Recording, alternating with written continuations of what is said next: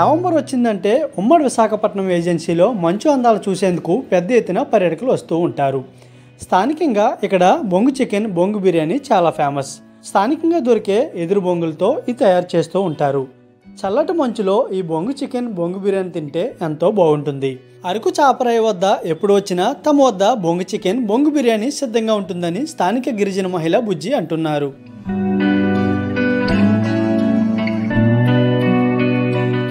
అరకు చాపరాయి దగ్గర బొంగు చికెన్ అమ్ముతుంటాము. ఇప్పుడు సీజన్లోనే బ్యాంబో బిర్యానీ, బ్యాంబో చికెన్ దొరుకుతుంది.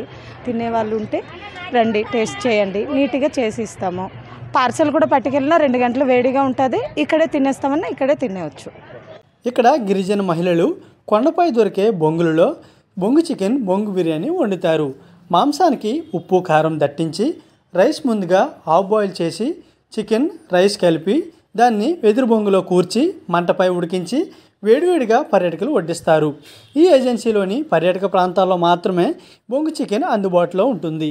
ఈసారి అరకు వస్తే ఈ బొంగు చికెన్, బొంగు బిర్యానీ అస్సలు మిస్ అవ్వద్దు.